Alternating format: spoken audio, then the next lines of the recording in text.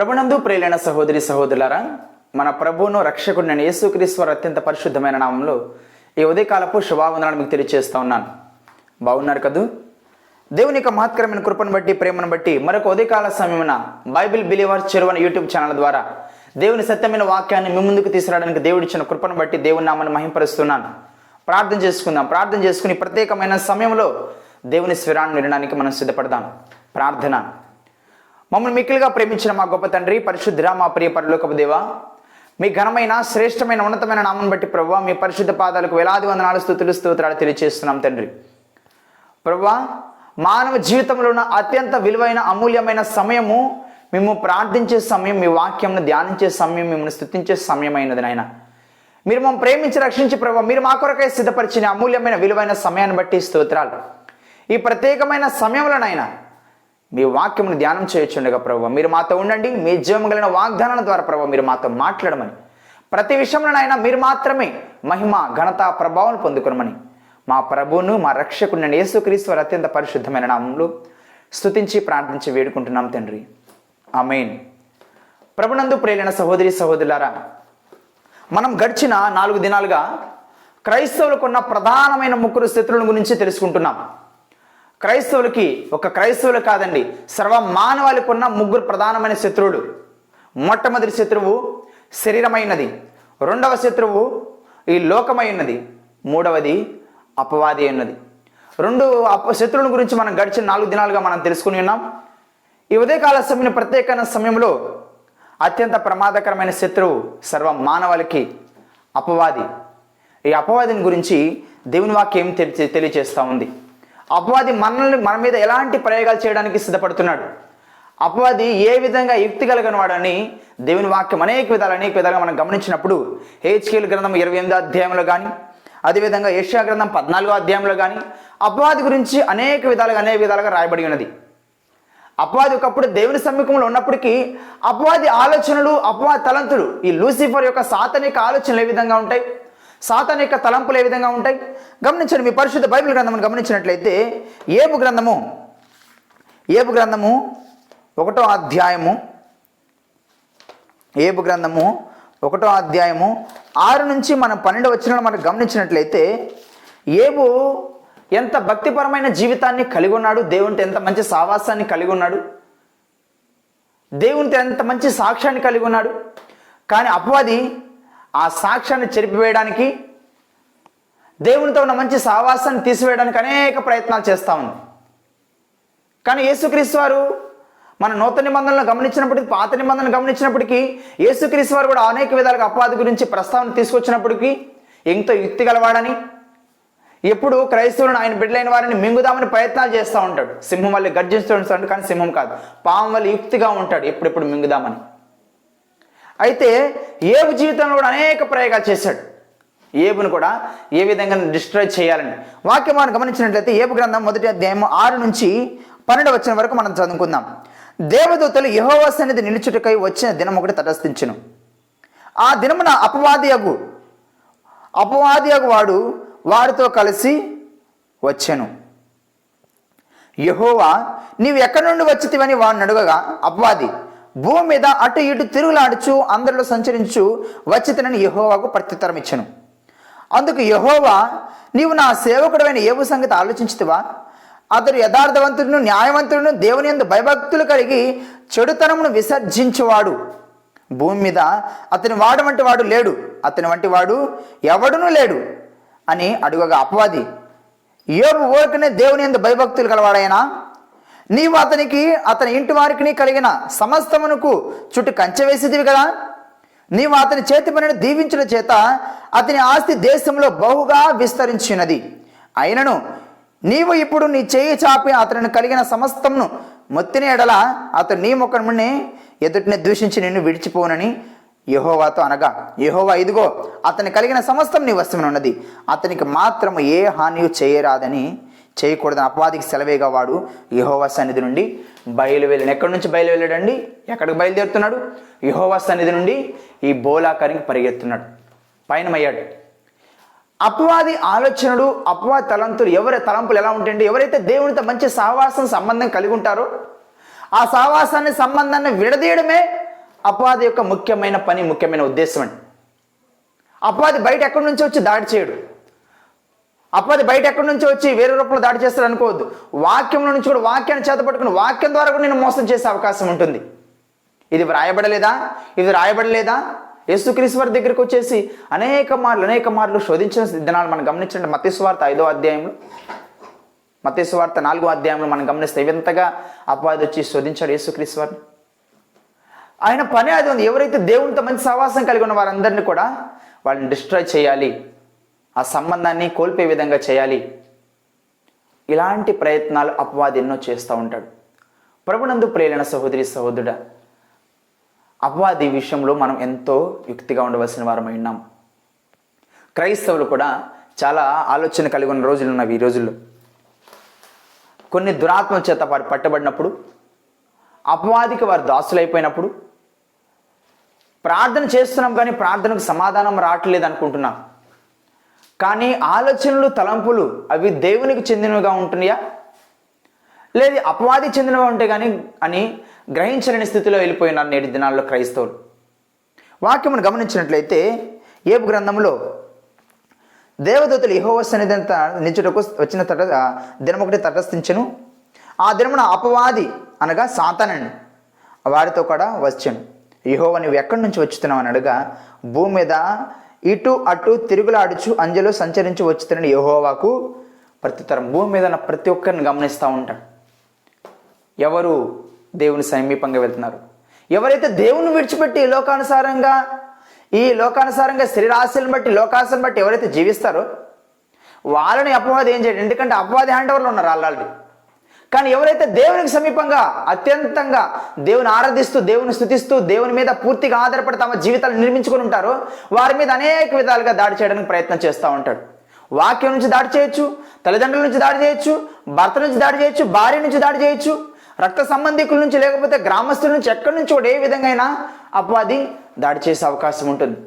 ప్రభునందు ప్రియులైన సహోదరి సహోదరుడా, నీకు దేవునికి ఉన్న సావాసాన్ని, సంబంధాన్ని ఎప్పుడు విడదీయాలి, వేరుపరచాలనేదే సాతాను యొక్క, అపవాది యొక్క ముఖ్యమైన ఉద్దేశం, ముఖ్యమైన లక్షణమైనది. అయితే వాటన్నిటి నుంచి విడిపించగలిగిన సమర్థుడు, అపవాది బంధకాల నుంచి, అంధకార దురాత్మ శక్తుల నుంచి మనం విడిపించగలిగిన సమర్థుడు ఎవరైనా ఉన్నారంటే ఆయన ప్రభు అయిన యేసుక్రీస్తు వారు. వాక్యం గమనించినట్లయితే జకర్యా గ్రంథము 3వ అధ్యాయము, జకర్యా గ్రంథము 3వ అధ్యాయము 1-2 వచనాలు మనం గమనిద్దాం. ఈ వాక్యంలో ఎంతో మర్మాన్ని దేవుడు మన కొరకు సిద్ధపరిచున్నారండి. చూడండి, జకర్యా గ్రంథము 3వ అధ్యాయము 1-2 వచనాలు గమనించినట్లయితే, మరి యెహోవా దూత ఎదుట ప్రధాన యాజకుడైన యెహోషువ నిలవబెట్టయు, సాతాను ఫిర్యాది అయి అతడి కుడిపార్శ్వమున నిలబెట్టయు అతడు నాకు కనబరచెను. ఈ వాక్యం గమనించినట్టు అపవాది ఎన్నో ప్రయత్నాలు చేస్తా దేవుని దగ్గరికి వెళ్ళి కంప్లైంట్ చేస్తూ ఉంటుంది, దేవుని దగ్గర ఫిర్యాదు చేస్తూ ఉంటుంది. అయితే వాక్యమును గమనించినట్లయితే 2వ వచనంలో, సాతాను యెహోవా నిన్ను గద్దించును, యెరూషలేము కోరుకును, యెహోవా నిన్ను గద్దించును, అగ్నిలో నుండి తీసిన కురువలనే ఆయన ఉన్నాడు కదా అని యెహోవా దూత సాతానుతో అనెను. ప్రభునందు ప్రేరణ సహోదరి సహోదరుడా, ఇక్కడ యేసుక్రీస్తు వారు వాక్యమును గమనించినట్లయితే త్రిత్వంలో 2వ వ్యక్తిగా ఉన్నారండి. యేసుక్రీస్తు వారు త్రిత్వంలో 2వ వ్యక్తిగా ఉన్నారు. తండ్రి, కుమార, పరిశుద్ధాత్మ. తండ్రి అయిన దేవుడు ప్రాణంగా ఉన్నారు, కుమారుడైన యేసుక్రీస్తు వారు శరీరధారిగా ఈ లోకానికి వచ్చిన్నారు, పరిశుద్ధాత్మ దేవుడు ఆత్మగా ఉన్నారు. రక్షింపబడిన తర్వాత నీలో నాలో ఎల్లవేళ నివాసం ఉండడానికి సిద్ధంగా ఉన్నారు. ప్రభునందు ప్రియులైన సహోదరి సహోదరుడా, వాక్యమును గమనించినట్లయితే దేవునితో అత్యంత సమానంగా ఉన్నారు. అందుకే ఏమన్నారు ఇక్కడ 2వ వచనంలో, సాతాను గద్దిస్తూ, సాతాను యెహోవా నిన్ను గద్దించును అంటున్నారు. ఎందుకంటే తండ్రికి అధిక ప్రాధాన్యతనిస్తూ ఉన్నారు, తండ్రికి అధిక ప్రాధాన్యతనిస్తూ ఉన్నారు. వాక్యములో మనం గమనించినప్పుడు యేసుక్రీస్తు వారు ఎందుకు గద్దించట్లేదు, యేసుక్రీస్తు వారు ఎందుకు హెచ్చరించట్లేదు అనుకుంటాం మేము. మత్తయి సువార్త 4వ అధ్యాయంలో కూడా మనం గమనించినట్లయితే, 4వ అధ్యాయం 3వ వచనం నుంచి మనం గమనించినట్లయితే, ఆ శోధకుడు ఆయన దగ్గరకు వచ్చి, నీవు దేవుని కుమారుడు అయితే ఈ రాళ్ళు రొట్టెలగున్నట్లు ఆజ్ఞాపించమనను. అందుకు ఆయన, మనుషుడు రొట్టె వలన మాత్రమే కాదు కానీ దేవుని నోటి నుండి వచ్చి ప్రతి మాట వలన జీవించాలని వ్రాయబడి ఉన్నదనను. అంతటా అపవాది పరిశుద్ధ పట్టణమునకు ఆయన తీసుకుని పోయి దేవాలయ శిఖరును ఆయన నిలవబెట్టి, నీవు దేవుని కుమారుడు అయితే కిందకు దుముకుము, ఆయన నిన్ను గూర్చి తన దూతలకు ఆజ్ఞాపించు, నీ పాదం ఎప్పుడైనాను రాతికి తగలకుండా వారు నేను చేతులతో ఎత్తుకుందరని వ్రాయబడి ఉన్నదని ఆయనతో చెప్పాను. అందుకు యేసు ప్రభు అయిన నీ దేవుని నీవు శోధింపవలదని మరి ఒక చోట వ్రాయబడి ఉన్నదని వానితో చెప్పాను.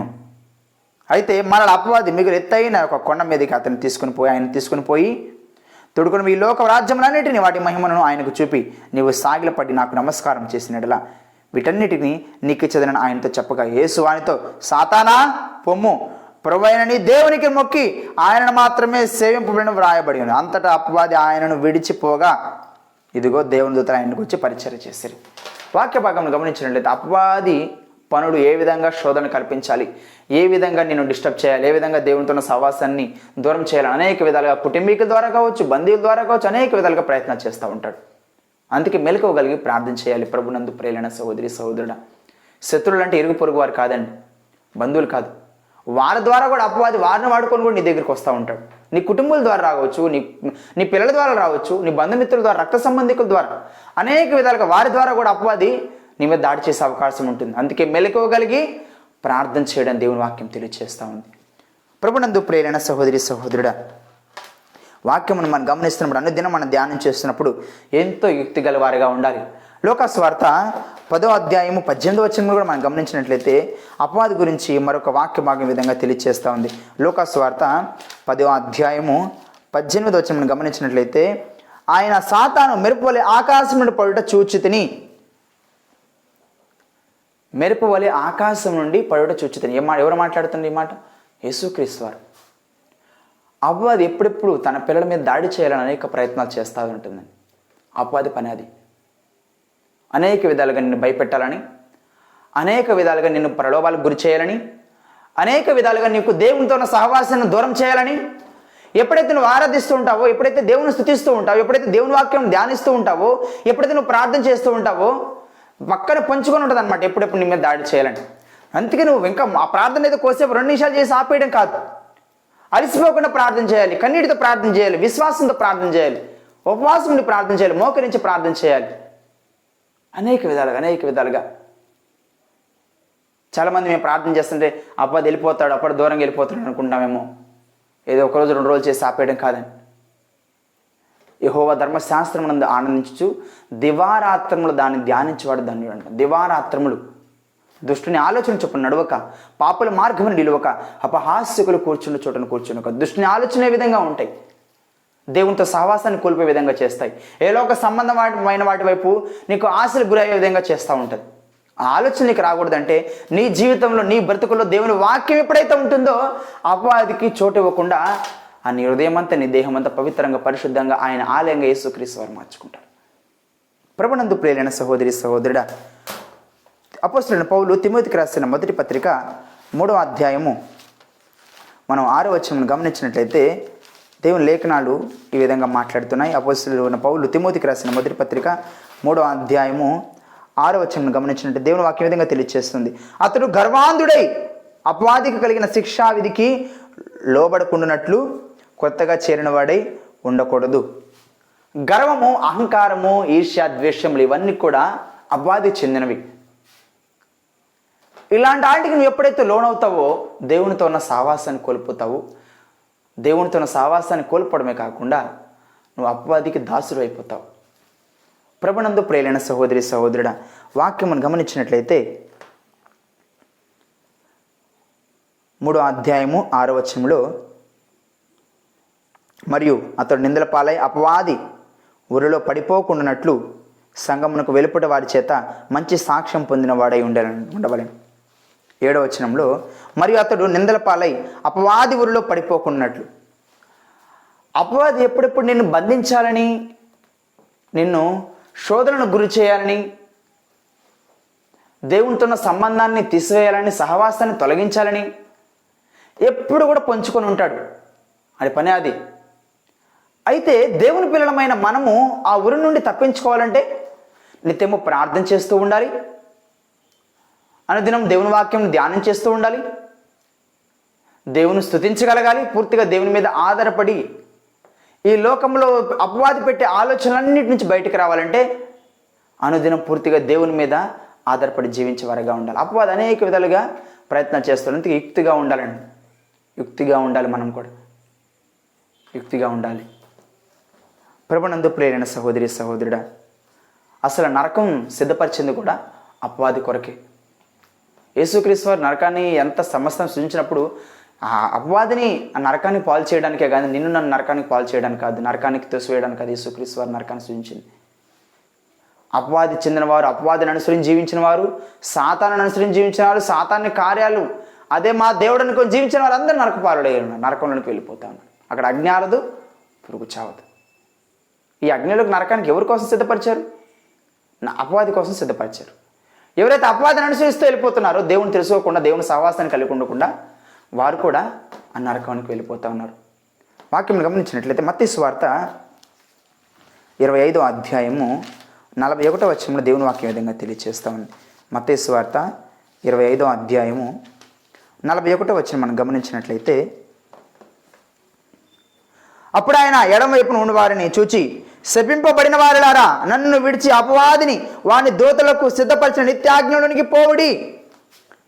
ఎవరిని విడిచి? దేవుని విడిచిపెడితే నువ్వు నిత్య నరకాజ్ఞలోకి వెళ్ళే అవకాశం ఉంది. ఏ అవకాశం అంటే ఈ నరకం ఎవరి కోసం సిద్ధపరిచాడు? అపవాది కోసం. చాలా జాగ్రత్తగా గమనించండి. 41వ వచనం గమనించినప్పుడు, శపింపబడిన వారులారా నన్ను విడిచి అపవాదికిని వాని దూతలకును సిద్ధపరచబడిన నిత్య ఆజ్ఞలోనికి పోవుడి. పడిపోయిన దేవతలు, ఫారెన్ ఏంజల్స్, పడిపోయిన దేవతలకును అపవాదికి సిద్ధపరిచిన నిత్య నరకాగ్నిలోనికి పోవుడి.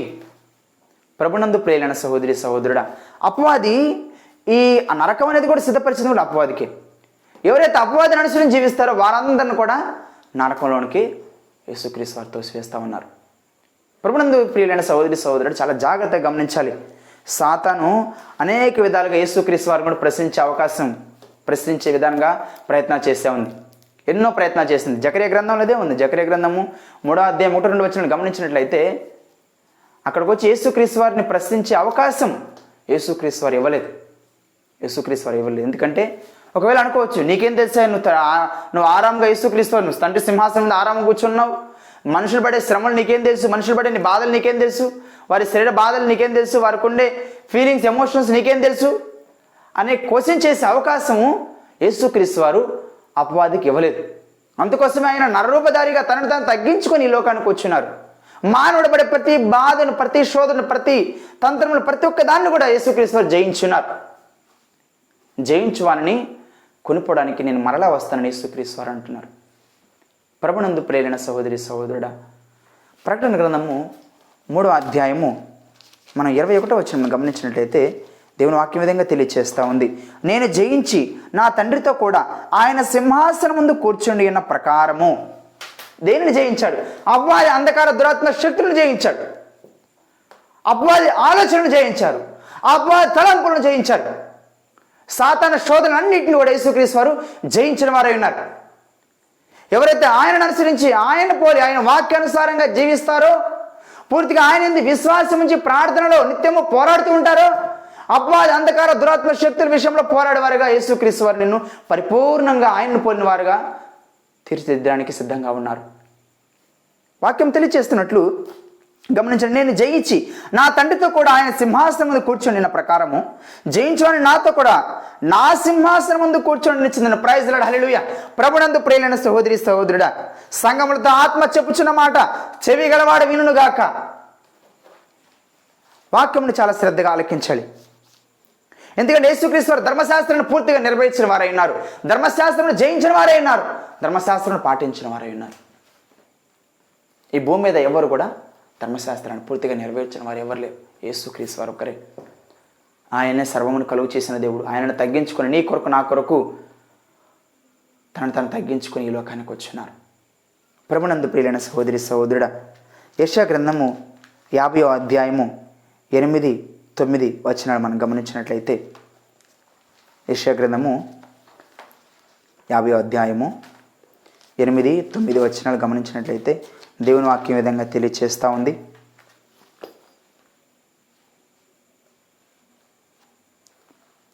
యెషయా గ్రంథం 50:8-9.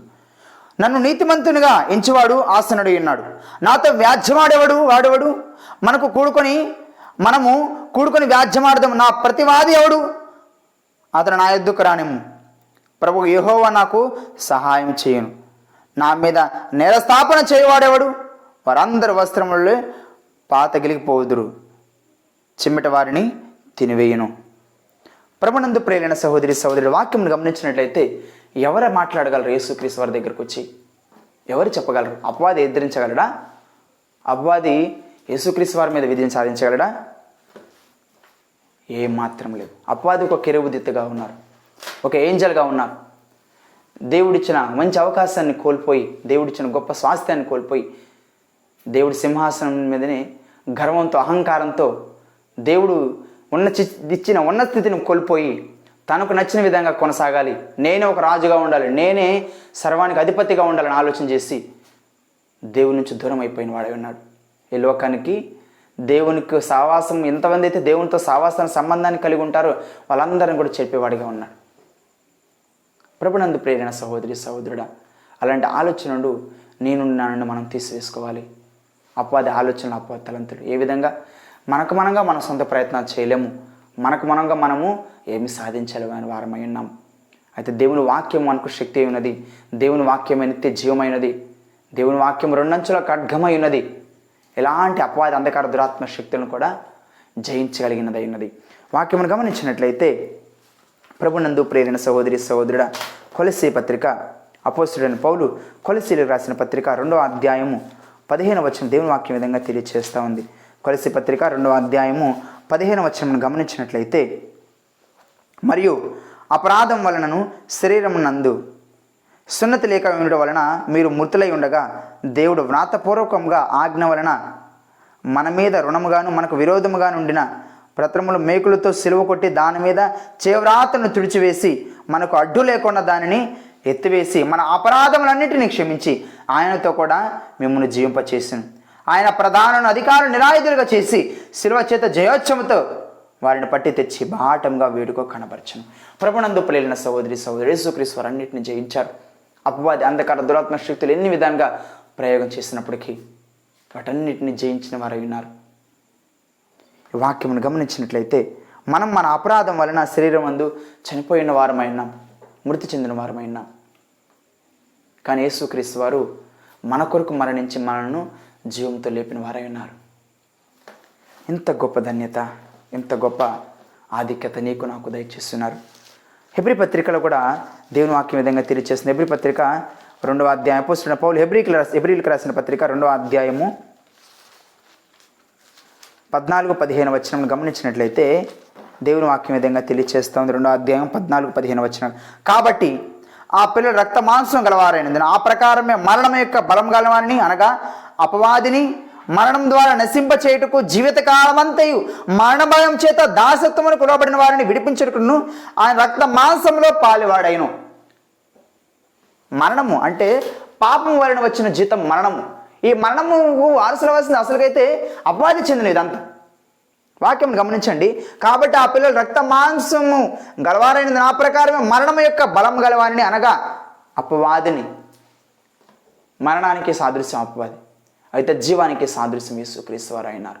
ఆ మరణాన్ని జయించిన వారు, అపవాదిని జయించిన వారు యేసుక్రీస్తు వారు అయినారు. ప్రభునందు ప్రియులైన సహోదరి సహోదరుడు, మరణం ద్వారా నశింపజేయుటకును జీవితకాలం అంతయు మరణ భయం చేత దాస్యమునకు లోబడిన వారిని విడిపించుటకును ఆయన కూడా రక్త మాంసంలో పాలువాడైనను. ఈ శరీరముగా మానవదారిగా ఈ లోకానికి వచ్చి ప్రతి విధమైన అపవాది అంధకార దురాత్మ శక్తులను, ప్రతి విధమైన అపవాది దాడులను, శోధనలు అన్నింటిని కూడా యేసుక్రీస్తు వారు జయించిన వారై ఉన్నారు. ప్రభునందు ప్రియులైన సహోదరి సహోదరుడా,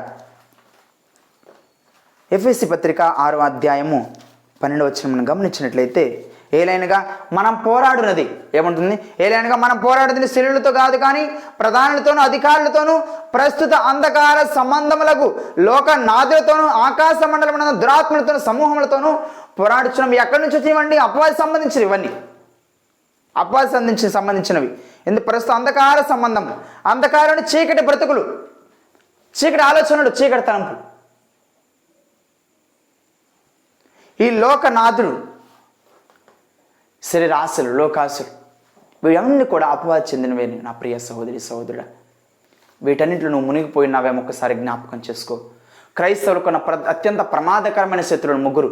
మొట్టమొదటి శరీరమైనది, రెండవది ఈ లోకమైనది, మూడవది అపవాది అయినది. ఏ విధంగా దాడి చేయడానికి ప్రయత్నం చేస్తాడు, ఏ విధంగా ప్రయత్నం చేస్తాడు. అంత యుక్తిగా ఉండి అనుదినం మనము ప్రార్థన చేసుకుంటూ ఉండాలి. దేవుని మీద పూర్తిగా ఆధారపడే వారిగా ఉండాలి. ఎందుకంటే యోహాను సువార్త 16వ అధ్యాయం 11వ వచనం గమనించినట్లయితే ఈ లోకమునకు అపవాది రాజుగా ఉన్నారని లేఖనాలు ఇక్కడ తెలియజేస్తా ఉన్నాయి. అయితే యేసుక్రీస్తు వారు అపవాదికి ఏమనండి, అపవాదికి ఒకనొక దినము తీర్పు తీర్చినై ఉన్నారు. చాలామంది పెంతెకొస్తు వారు కూడా అంటూ ఉంటారు, సాతాను తలను యేసుక్రీస్తు వారు చితకు దొక్కారు అనేసి. అది ఎక్కడ బైబిల్ వాక్యం చెప్పమంటే వాళ్ళు ఎక్కడ సమాధానం కూడా చెప్పరు. అయితే వాక్యం గమనించినట్లయితే చాలా శ్రద్ధగా వెళ్ళాలి, చాలా శ్రద్ధగా ఆలకించాలి. అది భవిష్యత్తులో జరుగుతుంది. ఎందుకంటే 1000 పరిపాలన, త్వరలో యేసుక్రీస్తు వారు 1000 పరిపాలన చేయబోతున్నారు. అపవాదిని 1000 సంవత్సరాల పాటు చెరలో ఉంచబోతున్నారు. సాతాను తలను చితగొట్టబోతున్నారు భవిష్యత్తులో. సాతాను ఇప్పుడు ఎలర్ట్గా లేదులే, సాతాను మీ అంత ప్రార్థన చేస్తే సాతాను సాతాను చేస్తున్నాం అనుకుంటే మాత్రం మీకంటే మూర్ఖులు ఎవరు లేరు. ప్రభునందు ప్రియమైన సహోదరి సహోదరు, అపవాది అనేక విధాలుగా దాడి చేస్తూనే ఉంటాడు. ఈ శరీరము మట్టిలో కలిసేంత వరకు కూడా ఈ శరీరానికి విమోచన లేదు కదా. ఈ శరీరం ద్వారా, లోకాశల ద్వారా అపవాది అనేక విధాలుగా నిన్ను ప్రలోభాలకు గురి చేసే అవకాశం ఉంటుంది. అందుకే మెలకువగలిగి ప్రార్థన చేయాలి, విశ్వాసంతో ప్రార్థన చేయాలి, కన్నీటితో ప్రార్థన చేయాలి. పూర్తిగా దేవుని మీద ఆధారపడుతూ నువ్వు ప్రార్థన జీవితాన్ని కొనసాగించే వారిగా ఉండాలి. ప్రభునందు ప్రియమైన సహోదరి సహోదరుడా, సాతాను గర్జించు సింహమై ఉన్నాడు, పాము వలె యుక్తిగా ఉన్నాడు. మన దేవుడైతే యూదా గోత్రపు సింహం, సాతానైతే సింహం వలె నేను మోసపరచడానికి అనేక విధాలుగా ప్రయత్నం చేస్తూ ఉంటాడు. జ్ఞాపకం చేసుకో, జాగ్రత్తగా ఉండి యుక్తిగా ఉండడానికి ప్రార్థన చేయి. జ్ఞానం కలిగి దేవుని వాక్యంలో ఎదగడానికి ప్రార్థన చేయి. ప్రభు అపవాది వేసే అగ్ని బాణమును జయించడానికి కావలసిన జ్ఞానమును నాకు దయచేయి ప్రభు అని ప్రార్థన చేయి. దేవుడు తప్పక నీకు మొరను ఆలకించి నీకు సమాధానం దయచేసేవారుగా ఉన్నారు. ప్రభునందు ప్రియమైన సహోదరి సహోదరుడా, క్రైస్తవులకు ఉన్న అత్యంత ప్రమాదకరమైన శత్రువులు సాతానై ఉన్నది. అయితే యేసుక్రీస్తు వారు ఆ మరణాన్ని, ఆ సాతాను యొక్క ప్రతి విధమైన వాటన్నిటిని కూడా, మరణాన్ని కూడా జయించిన వారు అయినారు. సాతాను అనుసరించి జీవించే వారందరూ కూడా నరకానికి వారసులుగా ఉన్నారు. కానీ ఆ నరకం నుంచి నిన్ను తప్పించడానికి యేసుక్రీస్తు వారి లోకానికి వచ్చున్నారు. ఏ విధంగా నువ్వు రక్షింపబడతావు, ఏ విధంగా యేసుక్రీస్తు వారిని కలిగి ఉంటావు, ఏ విధంగా నీ స్థితి ఏమైందో నువ్వు తెలుసుకుంటావు. వాక్యమును గమనించినట్లయితే రోమపత్రిక అపోస్తలుడైన పౌలు రోమీయులకు రాసిన పత్రిక 3వ అధ్యాయము 23వ వచనం గమనించినట్లయితే దేవుని వాక్యం విధంగా తెలియజేస్తుంది. రోమపత్రిక 3వ అధ్యాయము 23వ వచనం గమనించినట్లయితే ఏ భేదం లేదు, అందరిని పాపం చేసి దేవుడు అనుగ్రహించి మహిమను పొందలేకపోతున్నారు. కాబట్టి నమ్మవారు ఆయన కృపచేతనే క్రీస్తు యేసునందు విమోచన ద్వారా ఉచితంగా నీతిమంతులని తీర్చబడుచున్నారు. ఏ భేదం లేదు, అందరు పాపం చేసిన వారే. అయితే పాపం వలన వచ్చిన జీతం ఏమైనది? మరణమైనది. రోమపత్రిక 6వ అధ్యాయం 23వ వచనం గమనించినట్లయితే 6:23లో ఏదైనా పాపం వలన వచ్చే జీతం మరణము, అయితే దేవుని కృపావరం మన ప్రభువైన యేసుక్రీస్తునందు నిత్య జీవమైనది. ప్రభునందు ప్రియమైన సహోదరి సహోదరుడా, నిత్య జీవాన్ని నీకు నాకు మనందరికీ దయచేయాలని యేసుక్రీస్తు వారు అంటున్నారు. యేసుక్రీస్తు వారు ఆలోచన ఉన్నది. అయితే వాక్యం గమనించినట్లయితే హెబ్రీ పత్రిక 9వ అధ్యాయము 27వ వచనంలో దేవుడు అద్భుతంగా ఈ వాక్యం ద్వారా మనతో మాట్లాడుతుంది. 9:27 మనం గమనించినట్లయితే మనుషులు ఒక్కసారి మృతి పొందవాలని నియమింపబడిను, ఆ తర్వాత తీర్పు జరుగును. ప్రభునందు ప్రియమైన సహోదరి సహోదరుడు, మనందరం మృతి చెందవలసిన వారమై ఉన్నాం, మరణించవలసిన వారమైనాం. ఈ లోకం మనకు శాశ్వతం కాదు. ఈ భూమి మీద మనం శాశ్వతంగా ఉండబోము. మన నిత్యమైన స్వాస్థ్యము, నిత్యమైన రాజ్యము పరలోకమైనది. అక్కడ మనము శాశ్వతంగా మన ప్రభుత్వం ఉండబోతున్నాం. ఈ పాపాన్ని కలిగి, పాప శరీరాన్ని కలిగి, పాప ఆలోచనలు కలిగి నువ్వు దేవుని సమీపంగా ఎప్పుడు చేరలేవు. యేసుక్రీస్తు వారి రక్తంతో నువ్వు కడగబడాలి. పాప క్షమాపణ నువ్వు నీ జీవితంలో రావాలంటే రక్త ప్రోక్షణ లేనిదే పాప పరిహారం ఉండదని యేసుక్రీస్తు వారు పశువుల యొక్క, జంతువుల యొక్క రక్తంగా అక్కడ తన స్వరక్తాన్ని ఇచ్చి నీ కొరకు నా కొరకు బలియాగంగా విమోచన క్రయధనంగా తన రక్తాన్ని చిందించున్నారు. ఆయన రక్తంతో నువ్వు కడగబడినప్పుడు నీ పాపం నుండి విమోచన యేసుక్రీస్తు వారు దయచేయడానికి సిద్ధంగా ఉన్నారు. ఏ విధంగా ప్రభువా నేను పాపిని నాయన, నా నీతిని బట్టి, నా సొంత ఆలోచనను బట్టి, నా సొంత నీతిని బట్టి ప్రభువా, నా సొంత పనులు బట్టి, నా సొంత జ్ఞానాన్ని బట్టి, నా చదువును బట్టి, నా ఉద్యోగాన్ని బట్టి, నా ధనాన్ని బట్టి, ఈ లోకంలో ఉన్న దేన్ని బట్టి కూడా నేను మీ నిత్యమైన రాజ్యానికి నేను వారసుని కాలేను ప్రభువా. ఇంతకాలం నేను మీకు విరుద్ధంగా పాపం చేస్తున్నాను నాయన. పాపం వలన వచ్చే జీతం మరణమైనదని ప్రభువా, మరణిస్తే మేము రక్షింపబడకుండా మరణిస్తే నేరుగా నరకంలోకి వెళ్ళే అవకాశం ఉందని ప్రభువా. ఆ నరకం నుండి తప్పించడానికి మీరు నా కొరకు ప్రభు ఈ లోకానికి నాయన పరిశుద్ధినిగా జన్మించి, పరిశుద్ధినిగా జీవించి, నా కొరకు మరణించి మీ పరిశుద్ధ రక్తం నా కొరకే చిందించున్నారు ప్రభు. నా కొరకే మరణించి తిరిగి లేచున్నారని నమ్ముచున్నాను ప్రభు, నేను విశ్వసిస్తున్నాను ప్రభు.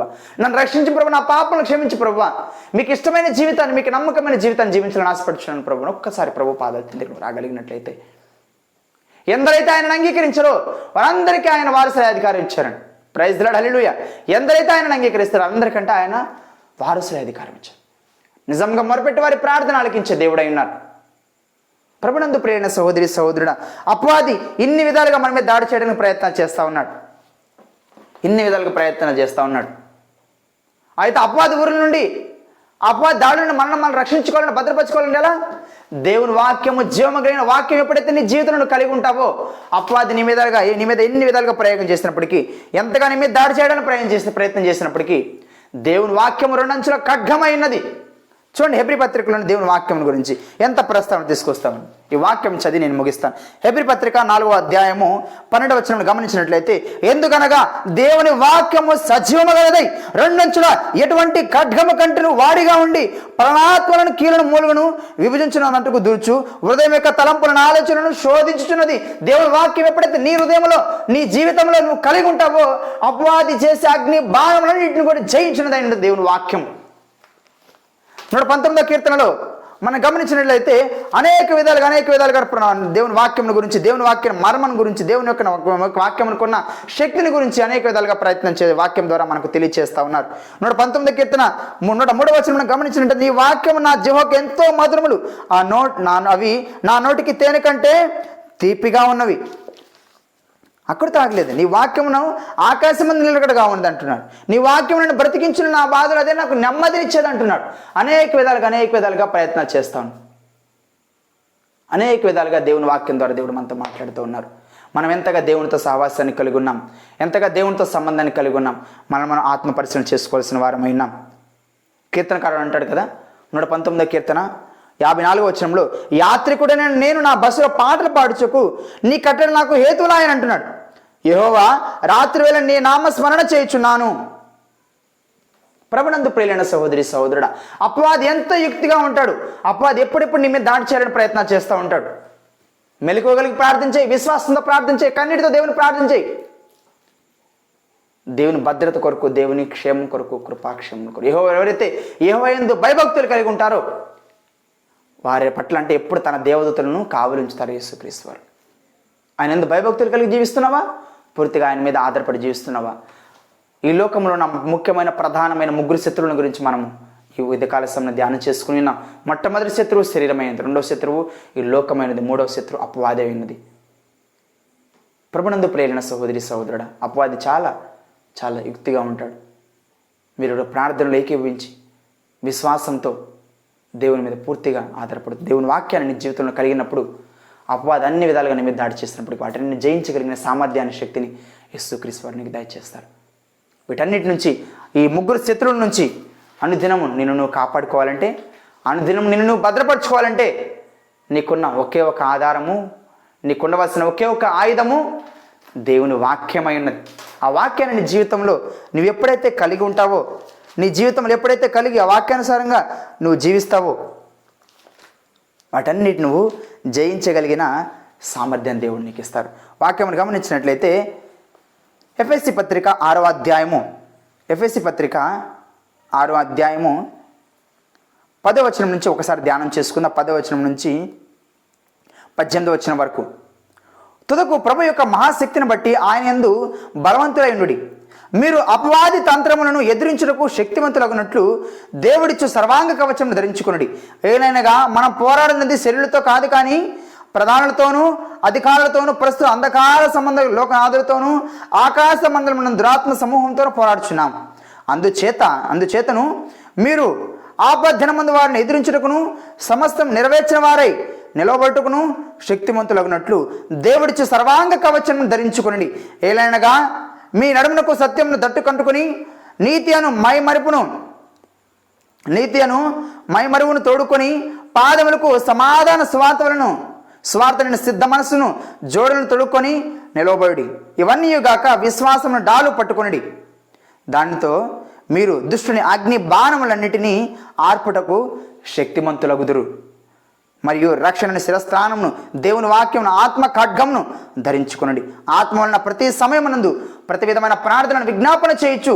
మీ విషయమై సమస్త పరిశుద్ధుల నిమిత్తము పరిపూర్ణమైన పట్టుదలతో విజ్ఞాపన చేయొచ్చు. మెలకువగా ఉండడి.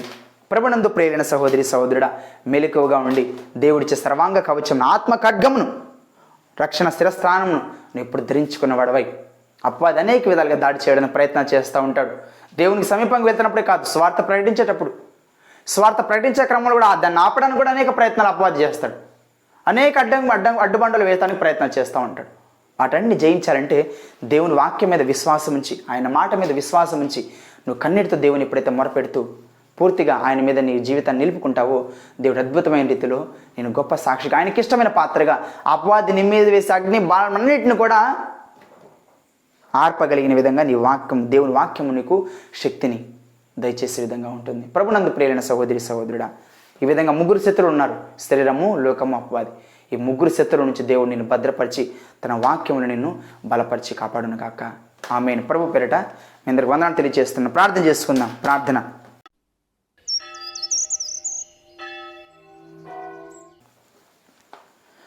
మహాపరిశుద్ధుడైన దేవ, ప్రేమగల నాయన, కృపగల తండ్రి, దయగలిగిన మా రక్షక, మీ ఘనమైన శ్రేష్టమైన నామను బట్టి ప్రభువా మీ పరిశుద్ధ పాదాలకు వేలాది వందనాలు నాయన, స్తుతులు స్తోత్రాలు తెలియజేస్తున్నాం తండ్రి. సర్వోన్నతుడా, సర్వాధికారి, ఏ ప్రత్యేకమైన సమయాన్ని మీరు మా కొరకే సిద్ధపరిచిన దాన్ని బట్టి స్తోత్రాలు ప్రభువా. నాయన అపవాది అనేక విధాలుగా ప్రభువా యుక్తిగా ఉండి నాయన మా మీద దాడి చేయడానికి ప్రభువా అనేక విధాలుగా సిద్ధపడి ఉండగా ప్రభువా మేము నాయన మెలకువగలిగి ప్రార్థన చేసేవారమై ఉండి ప్రవృత్తిగా ప్రభువా మీ మీద ఆధారపడి మీ వాక్యమును కలిగి ప్రభువా ప్రార్థన జీవితాన్ని కలిగి విశ్వాసముతో ప్రభువా నిరీక్షణతో పూర్తిగా మీ వైపు ప్రభువా మేము ఎదురు చూడటానికి మీ కృప చూపించమని ప్రార్థిస్తున్నాను. ముగ్గురు ప్రధానమైన శత్రువులు ప్రభువా శరీరం, లోకం, అపవాది మీతో ఉన్న సహవాసాన్ని, సంబంధాన్ని దూరం చేయడానికి అనేక ప్రయత్నాలు చేస్తున్నప్పుడు ప్రభువా మాకున్న ఆధారం, మాకున్న స్వాస్థ్యం, మాకున్న నిరీక్షణ మీరై ఉండగా ప్రభు మీ పాదాల చెంతకు వస్తున్నాం. మీ కృప చూపించండి, మీ కనికరాన్ని చూపించండి. మీ జీవం కలిగిన వాక్కులతో ప్రభువా మీ బిడ్డలైన వారితో మీరు మాట్లాడిన విధానం బట్టి స్తోత్రాలు ప్రభువా. మీరు జయించున్నాను అంటున్నారు ప్రభువా. ఎవరైతే వీటన్నిటిని, ఈ అపవాది, అంధకార, దురాత్మ శక్తులన్నింటిని ఎవరైతే జయిస్తారో వారన్నిటికీ మీ రాజ్యాన్ని ప్రభువా మీ సింహాసనాన్ని ఇస్తానని వాగ్దానం చేస్తున్నారు. జయించగలిగిన సామర్థ్యాన్ని, శక్తిని ప్రభువా జ్ఞానమును మీ బిడ్డలకు దయచేయమని ప్రార్థిస్తున్నాను. వాక్యం ప్రతి ఒక్కరితో మీరు మాట్లాడండి, వారి జీవితంలో కారణం జరిగించమని, ప్రతి విషయం ప్రభువా మీరు మాత్రమే మహిమ, ఘనత, ప్రభావం పొందుకోనమని మా ప్రభువును, మా రక్షకుడు నేను యేసుక్రీస్తు వారి అత్యంత పరిశుద్ధమైన నామంలో స్తుతించి ప్రార్థించి వేడుకుంటున్నాం తండ్రి. ఆమేన్. మన తండ్రి అయిన దేవుని ప్రేమయు, మన ప్రభువును రక్షకుడు నేను యేసుక్రీస్తు వారి కృపా కనికరమును, ఆదరణకర్త పరిశుద్ధాత్మనికి అన్యోన్య సహవాసం, సమాధానం సకల పరిశుద్ధులకు, సకల విశ్వాసులకు మనందరికీ సదాకాలం తోడై నడిపించును గాక. ఆమేన్, ఆమేన్, ఆమేన్. ప్రభు పేరిట మీ అందరికీ వందనములు.